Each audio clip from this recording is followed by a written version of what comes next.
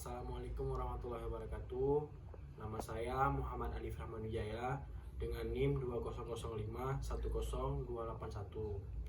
Pada video ini saya ingin menjawab pertanyaan TS dari mata kuliah Hukum Jaminan semester 6.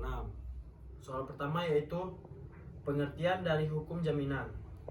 Hukum jaminan adalah ketentuan hukum yang mengatur hubungan hukum antara pemberi jaminan atau debitur dan penerima jaminan atau kreditor sebagai akibat pembenahan suatu utang tertentu atau kredit dengan suatu jaminan benda orang tertentu. Yang kedua itu soalnya jelaskan objek dan ruang lingkup hukum jaminan. Objek material hukum jaminan adalah manusia. Objek formal yaitu sudut pandang tertentu terhadap objek materialnya. Jadi objek hukum jaminan adalah bagaimana subjek hukum dapat membebankan jaminannya pada lembaga perbankan atau lembaga keuangan non-bank. Ruang lingkupnya sendiri itu yaitu hukum jaminan meliputi jaminan umum dan jaminan khusus. Jaminan khusus dibagi menjadi dua macam, ada jaminan kebendaan dan perorangan. Jaminan kebendaan dibagi menjadi jaminan benda bergerak dan benda tidak bergerak. Yang termasuk dalam jaminan benda bergerak meliputi gadai dan fidusia. Soal ketiga yaitu yang dimaksud dengan jaminan. Jaminan adalah tanggungan atas pinjaman yang diterima atau garansi atau janji seseorang untuk menanggung utang atau kewajiban tersebut tidak terpenuhi. Soal keempat yaitu apa saja syarat dan manfaat benda jaminan. Yaitu yang pertama dapat secara mudah membantu perolehan kredit itu oleh pihak yang memerlukannya.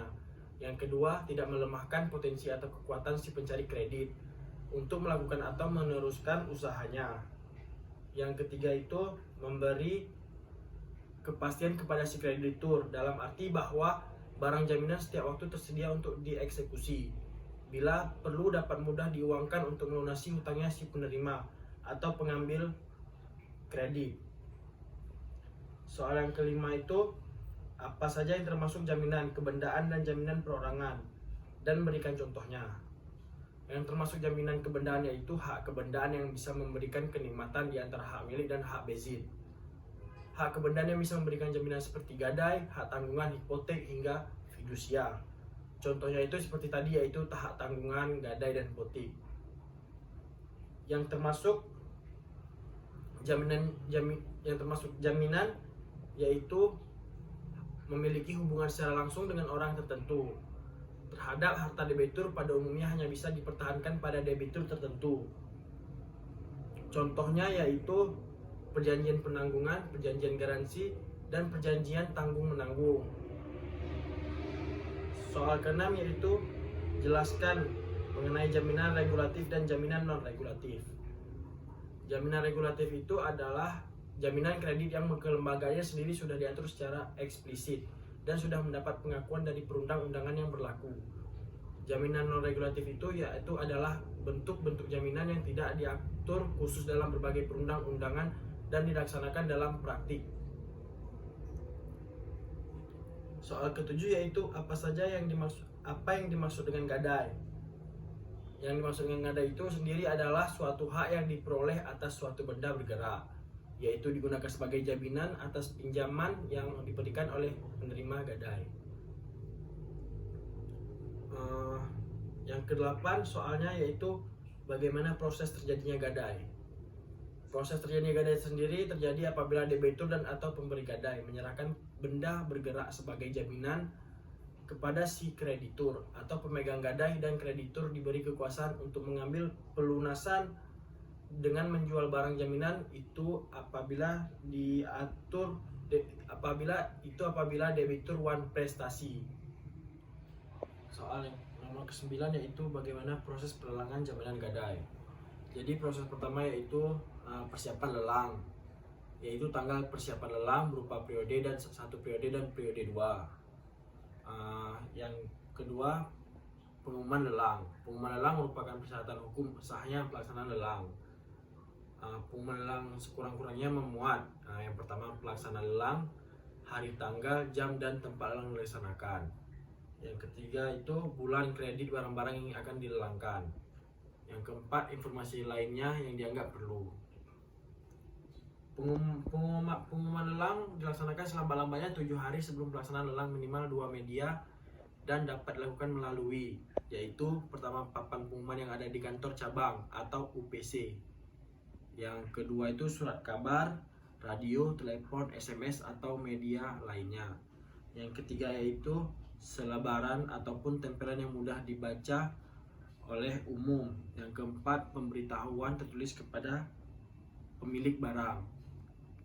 Yang C yaitu penetapan jumlah dan taksir ulang barang kaset, yaitu taksiran barang kaset ditetapkan sesuai dengan harga pasar dengan ketentuannya, yaitu yang pertama, barang jaminan emas.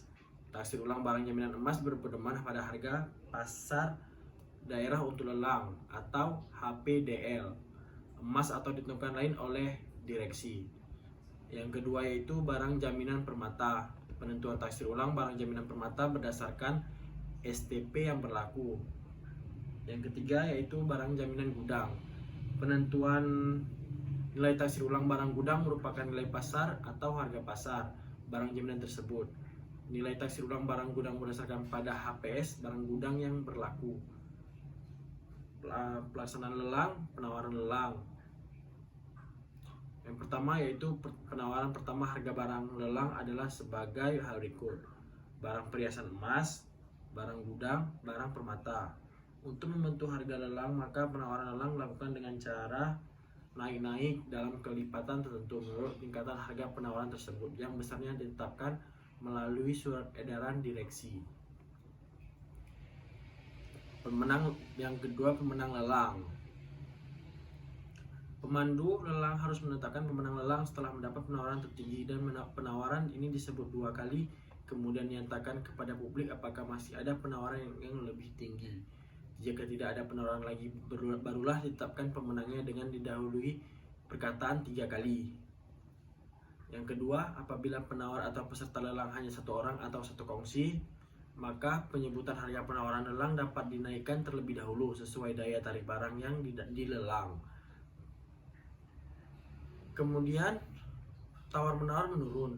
Harga yang terbentuk dari tawar-menawar ini tidak boleh lebih rendah dari hal-hal lain. Yang terakhir yaitu pelaksanaan lelang. Yang pertama, penawar lelang, yang kedua pemenang lelang. Pemenang lelang yaitu pemandu lelang harus menetapkan pemenang lelang setelah mendapat penawaran tertinggi, dan penawaran ini disebut 2 kali, kemudian ditanyakan kepada publik apakah masih ada penawaran yang lebih tinggi. Jika tidak ada penawaran lagi, barulah ditetapkan pemenangnya dengan didahului perkataan 3 kali. Apabila penawar atau peserta lelang hanya 1 orang atau 1 kongsi, maka penyebutan harga penawaran lelang dapat dinaikkan terlebih dahulu sesuai daya tarik barang yang dilelang. Kemudian tawar-menawar menurun. Harga yang terbentuk dari tawar-menawar ini tidak boleh lebih rendah dari hal-hal lain. Yang ketiga, pembayaran dan penyetoran. Pembayaran harga lelang dan bea lelang harus dilakukan secara tunai atau cash maupun cek atau giro paling lama 5 hari kerja setelah pelaksanaan lelang. Yang keempat, penyerahan dokumen kepemilikan barang. Dalam hal penjual atau pemilik barang menyerahkan dokumen asli kepemilikan barang lelang kepada pejabat lelang harus menyerahkan asli dokumen kepemilikan dan atau barang yang dilelang kepada pembeli paling lama 1 hari kerja setelah membeli menunjukkan bukti pelunasan pembayaran.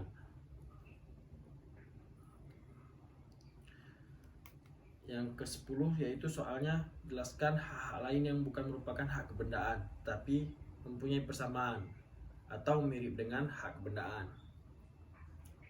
Di sini saya menjawab menurut Abdul Qadir Muhammad dalam bukunya Hukum Perdata Indonesia, hak kebendaan adalah hak yang memberikan kekuasaan langsung atas suatu benda dan dapat dipertahankan terhadap siapapun. Setiap orang harus menghormati hak tersebut. Maka hak yang memiliki kemiripan dengan hak kebendaan ini adalah hak perorangan. Dengan definisi, hak perseorangan secara sederhana adalah suatu hak yang melekat pada seseorang. Hak seseorang sebenarnya merupakan kewajiban bagi pihak lainnya, yang dalam hal ini hukum memainkan perannya agar menjamin bahwa kepentingan seseorang akan diperhatikan oleh pihak yang lainnya. Subjektif menjelaskan bahwa suatu hak kebendaan memberikan kekuasaan atas suatu benda. sedangkan suatu hak perseorangan atau Persoonlijkheidsrecht memberikan suatu tuntutan atau penagihan terhadap seseorang. Suatu hak kebenaran dapat dipertahankan terhadap setiap orang yang melanggar hak itu, sedangkan suatu hak perseorangan hanyalah dapat dipertahankan sementara terhadap orang tertentu saja atau terhadap sesuatu pihak. Sekian, itulah jawaban dari saya. Lebih dan kurang saya minta maaf. Wabillahi taufiq wal hidayah. Wassalamualaikum warahmatullahi wabarakatuh.